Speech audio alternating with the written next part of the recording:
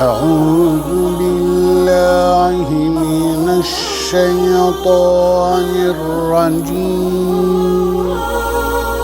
زجوه زجوه زجوه سفري كوبرت زجوه زجوه زجوه أدم برجت فالو فالو فالو نمازي أشتريت فالو فالو فالو مزمر شبيت فالو فالو فالو نمازي أشتريت. Të ndëruar shikues, selam aleikum. Vazhdojmë me emisionin tonë me në frim, edicioni special i muajit të Ramazanit, ku sonte kemi mysafir hoxhën e ndëruar Talha Kurtishi. Mirë se erdhe hoxhë i ndëruar. Mirë se u gjej, faleminderit shumë për ftesën. Ishte kënaqësi të përgjigjem ftesës tuaj. Alhamdulillah, Allah është përbleft. Temën të cilën du me diskutu është sinqeriteti. Një temë të cilët ja vlen me Temë e qelluar. temë e qelluar, alhamdulillah. Atëherë hoxh, çfarë do të thotë sinqeriteti, ikhlasi në Islam? Islami është fe e cila jep shumë rëndësi të madhe qëllimit të ibadetit. Nëse flasim për sinqeritetin, për ikhlasin, tu flasim fillimisht për qëllimin e adhurimit që njeriu e bën. Nëse ne për shembull lidhemi në namaz, apo e bëjmë niyet për të agjeruar, apo vendosim që ta bëjmë ndonjë adhurim, pika kryesore dhe thelbësore është që qëllimi të jetë kënaqësia e Allahut subhanahu wa taala. Kjo është ajo që në Islam quhet sinqeritet apo al-ikhlas. Vetë fjala ikhlas në gjuhën arabe, që të ne e përdorin, për shembull kur thonë flesh ton khalis, e ka për qëllim diçka që është e pastër, diçka që nuk është e prishur, diçka që nuk është e njollosur. Dhe këtu ka të bëjë me niyetin, me qëllimin e adhurimit i cili është sinqerisht vetëm për hir të Allahut subhanahu wa taala. Allah në Kur'an e përmend këtë dhe thot: "Wa ma umiru illa liya'budu Allaha mukhlisina lahu ad-din." Dhe Allahu nuk i urdhëroi njerëzit me diçka tjetër përveç që të adhurojnë Allahun sinqerisht. Sinqerisht. Çka do të thotë sinqeriteti? Ku niyeti, qëllimi, synimi për të cilën e bëjmë një adhurim është thjesht të arrijmë tek kënaqësia e Allahut subhanahu wa taala. Dhe me sinqeritetin plotësohet një prej dy kushteve kryesore për ta pranuar Allahun një vepër. Sepse nëse ne nuk i plotësojmë këto dy kushte, vepra shndrohet në një vepër të rëndomt, për të cilën ne nuk guxojmë me mendu se Allahu ka më na shpërbly.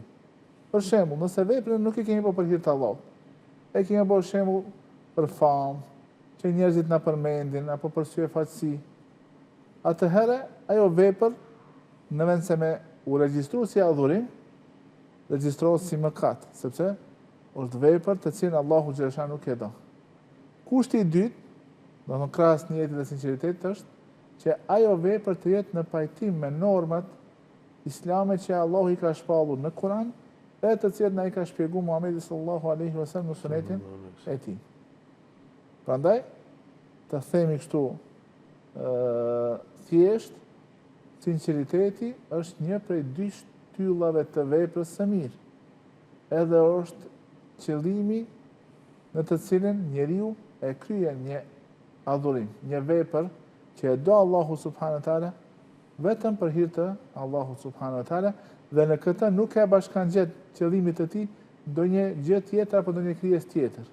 Sepse nëse e vepron atë, atëherë adhurimi prej veprës që është e sinqertë për hir të Allahut shndrohet në idhujtari, shndrohet në shirk, sepse ti në këtë vepër tëndën e ke barazu dikënd me krijuesin, atë i cili të ka dhënë çdo gjë që posedon, që të ka krijuar, që të furnizon, që udhëheq këtë gjithësi, e ke bërë të barabartë, edhe ja ke drejtuar një hise të adhurimit edhe atij personi apo asaj krijese të cilën gjë nuk e ka lejuar Allahu subhanahu wa taala.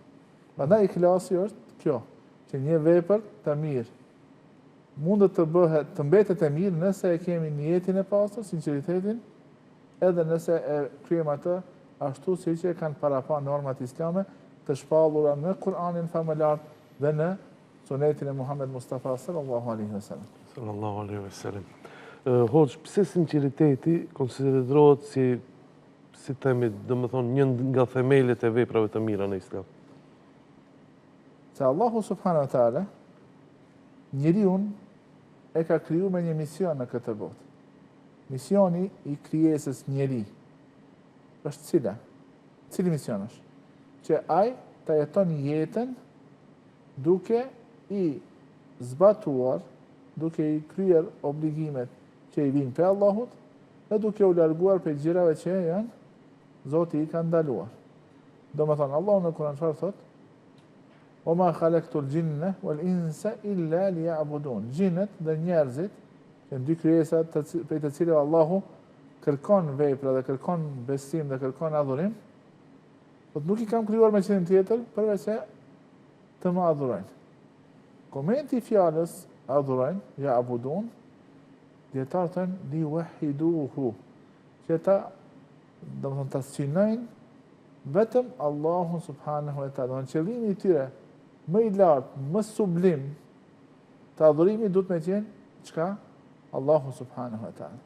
Që ta llogaritin Allahun edhe ta besojnë, të janë të bindur se Allahu është një i vetëm dhe është ai vetmi që meriton të adhurohet dhe është i vetmi, do thonë qenje të cilës ne i përulemi edhe për të cilën ne i kryejmë këto obligimet. Për këtë shkak, sinqeriteti është një themel shumë i rëndësishëm të i fesë tonë, i Islamit. Dhe këtë e përmendë Allahu edhe në një ajet ku thot: Kul inna salati wa nusuki wa mahyaya wa mamati lillahi rabbil alamin. Thuaj namazi im. Kjo është një formë e adhurimit të trupit. Wa nusuki dhe kurbani im, që është një lloj sakrifice që e bën njeriu për hir të Allahut.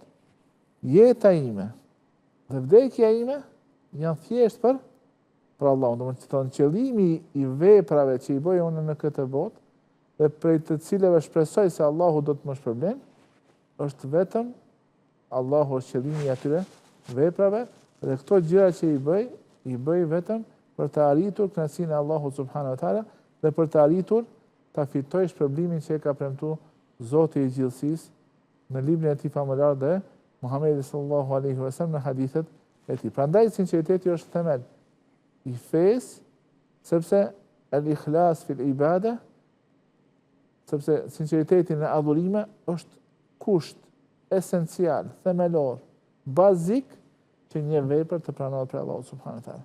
Nëse nuk e plotson këtë kusht, apo nuk e realizon sinqeritetin në veprën që e bën, ajo vepër asgjësohet dhe prej saj nuk mbetet asgjë në ditën e gjykimit, në ditën kur nuk bën dobi as pasuria, as pasardhësit, as fama, as ato që njerëzit kanë njohur, përveç atij që vjen mbi kalbin selim, që vjen për Allahut me zemër të shëndosh. E zemra e shëndosh është kur qetësohet zemra, kur ajo mbushet me besim dhe bindje në Allahun xhaleshanu dhe kur zemra e ka kuptuar edhe e ka vendosur sikur qëllim kryesor të çdo veprës së saj kënaqësinë e Allahut subhanahu wa taala.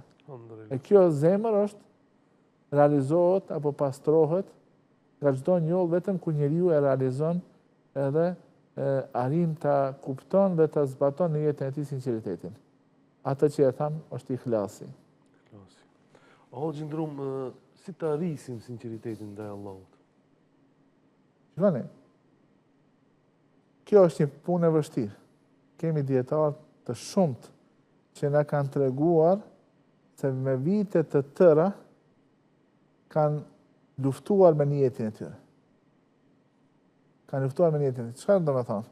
Do të thonë derisa kanë arrit në pikën kur nuk kanë pas problem me niyetin, ka qenë një luftë e brendshme e vazhdueshme. Pse? Se çytjet e shejtanit janë ato që janë vazhdimisht afër njeriu, vezvesja e tij.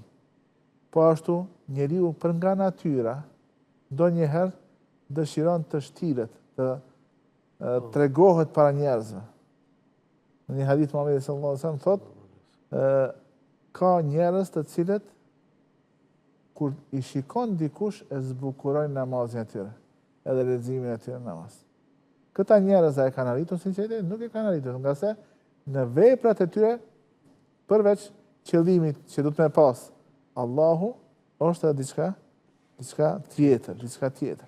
Prandaj, prej sebepeve kryesore që njeriu e ndihmojnë që ta kultivon, ta zhvillon sinqeritetin e ta mban të pa prekur dhe të pa njëllosur është rritja e vetdijes për mbikëqyrjen e Allahut subhanahu wa taala. Ne shumë pak do të jemi të vetdijshëm për mbikëqyrjen e vazhdueshme të Allahut subhanahu wa taala. Do të ndonjëherë kur jemi vet, shejtani na mashtron dhe thotë tash nuk më sheh askush. Në atë moment besimtari është i vetdijshëm. Sikur se thot një poet, idha ma khalauta fala taqulu khalautu walakin kul alayya raqibu. Kur të mbetesh i vetmuar, mos thuaj tash jam vet. Por thuaj mbi mua qëndron vëzhguesi i cili më vështron, është Allahu subhanahu wa taala. Edhe besimtari nëse dëshiron që ta mbron, që ta ruan, që ta forcon sinqeritetin e tij, duhet tek zemra e tij të arrit këtë vetdije. Se Allahu xhashanu, po më veçanti kur i vetmi. Jo rastisht Allahu, o pejgamberi sa kur thot për njerëzit që janë në hijen e Allahut, në hijen e arshit të Allahut, në ditën kur s'ka hije tjetër, përveç hijes së arshit të Allahut. E përmend një njeri, cili është ai njeri? Rajulun dhakara Allaha khalian. Njeri i cili përmend Allahun kur është i vetmuar. Askush nuk ka për me duar trokit. Askush më tha, mashallah, kiko ka takva. Kjo ka musliman i mirë, kjo ka i devotshëm. Askush nuk je, vetë je. Me vetën tënë, me nefsin tënë, i cili vazhdimisht mundohet që me të mashtruar, me të largu nga rruga e duhur, në atë moment nëse loti apo syri nxjerr lot nga frika për Allahut subhanahu wa taala, kjo është dëshmi se ti e ke arritur atë që dush me pas si synim, që vazhdimisht të me qenë i vetëdijshëm për mbikëqyrjen e Allahut subhanahu wa taala. Kjo është diçka shumë e rëndësishme. Dhe kur e ka përshkruar ihsanin, pejgamberi sallallahu alaihi wasallam në hadithin e njohur me Xhibrilin, kur e ka vetë çka është ihsani, më tregon se çka është ihsani, çka i ka thonë, en ta'budallaha ka'annaka tarahu. Ta adhurosh Allahun sikur je duke e pa, duke e shikuar. Edhe pse ti nuk ke mundësinë e pa, je i vetëdijshëm se ai të sheh. Shkalla e parë dhe më e lartë është kur ne jemi të vetëdijshëm se do të thonë, jemi duke bërë ibadet sikur se jemi duke pa Allahun para vetes tonë. Tu do ta cekin se ne, si besimtar në këtë botë nuk mundemi, nuk na lejo që ta paramendojmë Allahun, se si ka mundësi me u duk. Po ne kemi mundësi ta bëjmë atë shkallën e dytë, të jemi të vetëdijshëm dhe të bindur se Allahu xhaleshanu na sheh. Do të thonë, besimtari është ai i cili duhet me pas vetdijen se Allahu xhaleshanu vazhdimisht e mbikëqyr atë. Dhe kjo i ndihmon tek ai të kultivohet kjo ndjenja që thamë vetdijes se Allahu na shikon dhe e din çdo gjë, dhe kjo na ndihmon që pastaj sinqeriteti jon të bëhet më i pastër. Më i pastër dhe të bëhet ashtu si duhet. Dhe çështja që ndihmojnë për me forcu sinqeritetin është edhe leximi i Kuranit. Se Allahu xhaleshanu në Kur'an flet për cilësitë e tij. Për cilësitë e Allahut është El Alim, ai i cili di çdo gjë. Es-Semia, ai i cili dëgjon çdo gjë. El Basir, ai i cili sheh çdo gjë. El Qahhar, ai që është i gjithfuqishëm, i cili mbizotron çdo krijesë. El Razzaq, që është furnizuesi. Nëse ne kuptojmë për shembull emrin e Allahut El Razzaq, furnizuesi, kjo nuk na ndihmon që ne mos të mbështetemi tek krijesat, madje edhe duke dash me u afru tek ndonjë krijesë, tek ndonjë njeri që ndoshta ka famë, ka pasuri, ndoshta edhe pak se tregojmë vetveten sikur besimtar të devotshëm. Jo, përkundazi kur ti e din se furnizuesi kryesor, nga ai që ka kriju edhe pasurinë edhe pasanikun, edhe njeriu në varfër, edhe skamjen, këtë i ka kriju edhe i ka caktu Zoti i gjithdijshëm dhe i plotfuqishëm, Ar-Razzaq. Allahu subhanahu wa taala në Kur'an flet për një situatë e cila i ka ndodhur pejgamberit sallallahu alajhi wasallam. Në ditën e xumës ka qenë Muhamedi sallallahu alajhi wasallam duke mbajtur hutbe, në atë moment kanë ardhur karavani prej jashtë Medinës me mall. E njerëzit në atë kohë më shumë marrën me tregti. I kanë prit karavanët me ardh për me blerë diçka apo për me shit diçka. Kur ka ardhur lajmi se kanë ardhur karavanët, të gjithë kanë vrapuar jashtë xhamisë që të marrin diçka prej furnizimit. Allah xhaleshana thot, i përmend në fund të ajeteve, thot Ar-Razik, furnizuesi kush? Është Allahu subhanahu wa taala. Këtë ta keni vazhdimisht në mendjen e juaj, në vetdijen e juaj se furnizuesi kryesor është Allah. Këtë vetëm e ceka si një shembull. Duke lexuar Kur'anin ne njoftojmë, domethënë njihemi me Allahun subhanahu wa taala dhe kjo na ndihmon që të forcohet sinqeriteti. Për çështje e tjera që është shumë e anashkaluar në kohën tonë është shoqërimi me njerëz të mirë. Shoqërimi me njerëz të mirë na motivon që edhe ne të mundohemi të bëhemi të tillë. Sikurse shoqëria e keqe ndikon keq, sikurse ka treguar Muhamedi sallallahu alaihi wasallam, ashtu edhe shoqëria e mirë ndikon pozitivisht tek njeriu dhe ja mundson atij që të identifikohet me ta, apo të fillon nga dalë të bëhet sikur ata. Shoqëria e mirë, për shembull kur ti shohim se si domethënë lexojnë Kur'an më tepër, e lutin Allahun, e përmendin Allahun, biseda e tyre nuk ka vend për biseda të padobishme, po biseda e tyre kryesisht është për gjëra të dobishme. Lexohet Kur'ani apo citohen hadith të Muhamedit sallallahu alaihi wasallam. Këto ndikojnë tek njeriu që ai ta rikthen vetdijen se çdo vepër e kjo si arrihet që njeriu të bëhet në mesin e të mirëve, me siguri se nuk mund të arrihet ajo pa pas sinqeritet. Edhe për çështje shkandimon që është pashtë anë shkaluar në këtë kohë, është duaja. Në momentet kur Allahu i pranon lutjet. Për shembull, në Ramazan, në kohën e iftarit, drejto Allahut, lutë Allahun që më dhon sinqerisht, edhe në fjalë, edhe në vepra, edhe në adhurime, sepse sinqeriteti është ai i cili pa të cilit vepra jote është e pavlefshme. E asgjësuar, shndrohet në plu dhe hi dhe na ditën e gjykimit, sikur se thotë Allahu qadimna ila ma amilu min amalin fajalnahu haba'an manthura.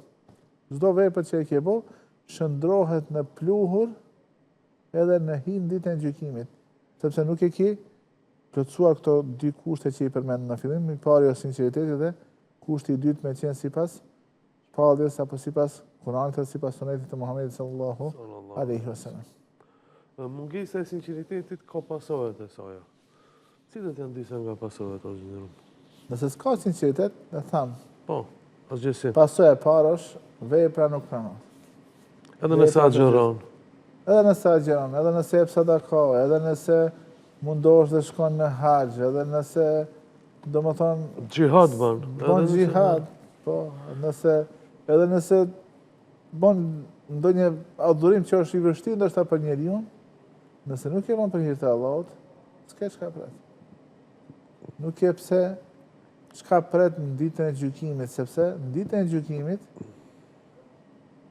thot në një hadith kutsi Allahu xhaleshanu, kjo është një sen tjetër që dua ta tregoj sonë. Po, patjetër. Thot Allahu xhaleshanu në një hadith kutsi, unë jam ai i cili më pak ka nevojë që dikush të barazohet apo të llogaritet i barabartë me mua. Pastaj thot, kush e bën një vepër dhe në atë vepër së bashku me mua e ka ndonjë qëllim tjetër apo e adhuron ndonjë zot tjetër, taraktuhu wa shirkehu. Do të lë atë edhe e lë veprën, tash veprën si e quan shirk. Këtë vepër çka ti e ke bën, ndoshta është serzë, ndoshta është sadaka, $1 milion dikush i ka dhënë sadaka, po nëse nuk e ka për hir të Allahut, e quan Allahu shirk. Të dietar, shikoni këtu Allahu xhaleshanu edhe ja asgjëson veprën, por e pasojë tjetër çka e humb mbështetjen prej Allahut subhanahu wa taala. Se kur Allahu të thot të lash ti, e lash këtë, largohem prej këtij njeriu. Si ndihet besimtari? Dhe ti tash je lanë vetën tënde. Allahu xhaleshanu në Kur'an e përmend një ajet i cili vetëm një herë përmendet, fjala taufik. Fjala taufik është suksesi që ta jep Allahu subhanahu wa taala. Një prej pejgamberëve, duke se Shuaibi alayhis salam, thotë wa ma tawfiqi illa billah. Suksesi im varet vetëm për Allahu subhanahu wa taala. E nëse ti pranë të vetës tënde nuk e ke Allahun subhanahu wa taala, nuk e ke mbrojtjen e tij, nuk e ke udhëzimin e tij, nuk e ke domethënë mëshirën e tij, që ti me veprën tënde të shirkut, ku nuk e qeni sinqert, e ke larguar këtë. Sigur si më thon, falë o Zot, unë po dua pak më mbështet te ky njeriu apo te kjo krijesa kënene. E ke bërë një vepër të shirkut. Thënë dietar, njeriu jo vetëm që e hub veprën, po e hub edhe atë që quhet afërsinë dhe mbështetjen dhe përkrahjen prej Allahut subhanahu wa taala. Dhe kjo është shumë një pasojë e rrezikshme që njerëzit më vonë duhet të qenë të vetëdijshëm se nëse nuk je i sinqert, krahas veprës që e ke humb, ka mundësi nëse mendon se ajo është gjë e lejuar, edhe me dalë prej fesë. Subhanallah. Me dalë prej fesë, domethënë faktikisht me veprën tënde që ke shpresuar se është vepër e mirë, mundesh me dalë prej fesë. Nëse mendon për shembull sikur se disa njerëz fatkeqësisht prej muslimanëve mendojnë se nëse i drejtohesh me lutje ndaj një personi të vdekur, e kërkon prej tij ndihmë apo kërkon që ai më ndërmjetësu. Çka e dallon këtë njeri nga prej mushrikëve të Mekës. Të Mekës? Ato çka kanë thonë? Ne nuk i adhurojmë përveç se të na afrojnë tek Allahu. Ju qarribuna ila Allahi zulfa, që më afër na afrojnë pranë Allahut subhanahu wa taala. Faktikisht edhe fatkeqësisht njeriu me shirk, përveç se humb mbështetjen e Allahut, humbet vepra dhe shndrohet në shirk, ka mundësi edhe me dalë prej fejes duke bërë vepër të shirkut. Pse? E themi këtë? Allahu nuk kanë thot, inna Allaha la yaghfiru an yushraka bihi. Allahu nuk e fal që dikush të bëj shirka atij, do të thonë ta barazon dikën me Allahun subhanahu wa taala. Wa yaghfiru ma duna dhalika liman yasha. Dhe kujt doja fal ndonjë mëkat që është më i vogël se ky. Prandaj shirku ka mundësi me kanë shirku i vogël, i cili nuk të nxjerr Nga prej feja. fesë, po ka mundësi me kanë shirku i madh nëse ti e bën me vedi dhe je i bindur se kjo është e lejuar, askush nuk të ka detyruar që ta bësh këtë, askush nuk të ka çu me dhunë që ta bësh atë vepër, nëse e bën me plot lirinë tënde dhe me vullnetin tënd, atëherë e ke rrezikuar edhe imanin, imanin tënd. Prej pasojave negative të mungesës sinqeritetit ose njeriu e rrezikon vetveten që të bëhet një prej munafikëve. Munafik kush janë? Ata që e fshehin mosbesimin dhe sa e shfaqin veprën e mirë, e shfaqin besimin edhe imanin dhe veprat e mira. E munafik në esencë ata nuk janë të sinqertë. Te ata qëllimi është diçka tjetër, nuk është qëllimi që tani knaqësinë e Allahut. E ti duke mos u kujdes për sinqeritetin tënd, dal nga dal po i afrohesh atyre dhe ndoshta një ditë bëhet kader dhe bëhesh një prej atyre munafikëve, për të cilët çka ka thënë Allahu, innal munafiqina, me të vërtetë munafiqët, fi darkil asfali minan nar, në fundrinat më të thella të xhehenemit janë. Edhe s'ka ndihmës për ta. Shikoj, s'ka ndihmës për ta. Ata ndoshta në këtë dunjë tek njerëzit mund të duken si musliman. Manevrojnë. Edhe safin e parë, falin edhe sende tjera. Po nëse nuk e kam pastru, nuk kam pas kujdes për imanet tjera. E lexosh një libër shumë pëlqejse në fund të asaj librit thotë ke vërejtje të rëndësishme për besimtarët. E çështja e parë ishte kjo, besimtari në vazhdimsi 24/7 në çdo gjendje, në çdo fjalë, në çdo vepër duhet të kujdeset për sinqeritetin. E sinqeriteti çka është në esencë?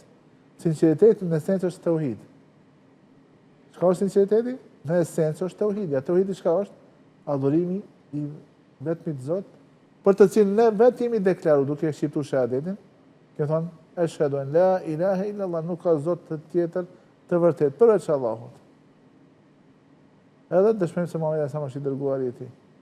Prandaj sinqeriteti është i dobishëm, ndërsa mungesa e sinqeritetit apo mos kujdesi në sinqeritetit ka mundësi me i pas gjithë këto pasoja negative që i përmendëm, edhe më e rrezikshme, siç tham, është njeriu dal nga dal ndoshta mund të dalë edhe prej fesë. Allahu na ruaj. Hoxh, çka thot Kurani për sinqeritetin? Kurani flet për sinqeritetin në shumë ajete. Dhe ajete ku e cituam në fillim është se gjëja vetme me të cilën kanë qenë të udhëruar njerëzit ka qenë që ta adhurojnë Allahun sinqerisht. Po ashtu në një ajet Allahu i drejtohet Muhamedit dhe sa më thot, adhuroje Zotin tënd sinqerisht. Dhe për të praktikoje fenë të cilën ai ka shpall. Kjo është ajo që përsëritet disa ajete, edhe është kuptimi asaj që ja tham në fillim. Që ta pastrojmë qëllimin, synimin nga çdo njoll tjetër, edhe çdo vepër që bëjmë ta bëjmë vetëm për hir të Allahut, edhe në këtë mënyrë ne krahas sinqeritetit e realizojmë edhe tauhidin, njësimin Allahu subhanahu wa taala në ibadet, dhe krejt janë këto gjëra të cilat nëse e lexojmë gjatë krejt Kuranit, prej fillim deri në fund Kuranit, janë një prej porosive është cila që ta pastrojmë besimin ton nga çdo njoll, ta vendosim qëllimin i adhurimin tona vetëm tek Allahu subhanahu wa taala dhe të mundohemi të afrohemi Allahut me vepra të mira. Në të kundërtën do të ndodhë ajo që e përmendëm sikur pasojë negative, njeriu do të azhëson sevapin e veprës, do të dalë nga do të bëhet pjesë e grupit të munafikëve dhe hipokritëve, edhe dalë nga do të humbë mbështetjen dhe përkrahjen e Allahut subhanahu wa taala. Hoxh, përafërsisht kjo ka pra një rrëmbullaksim rreth kësaj teme sinqeriteti. Shpresojmë të kemi edhe pjesën e ditë. Allah të shpërbleft për pjesëmarrje, ishte kënaqësi që ishe sonte me ne. Kënaqësia ishte e imja, Zoti shpërbleft, ju dash sukses. Amin. Mendoj se ti më mirë din se unë se çështje e mediumeve dhe emisioneve të këtilla ka shumë nevojë. Alhamdulillah po. Në veçantë në këtë me thënë vërshim të emisioneve jo të dobishme, mos i quajmë ndryshe. Është një shkëndije e cila jep shpresë. Alhamdulillah. Allah shpërblet dhe të dash mirë në dunja dhe ahiret. Amin edhe ju inshallah shejtala. Ky pra ishte hoxha i nderuar Talha Kurtishi e ne vazhdojmë nesër me emisionin e radhës. أعوذ بالله من الشيطان الرجيم Zgjohu si firi kopret, zgjohu a do mbereqet. Falu, namazi është drit. Falu, me zemër e shpit. Falu, namazi është drit.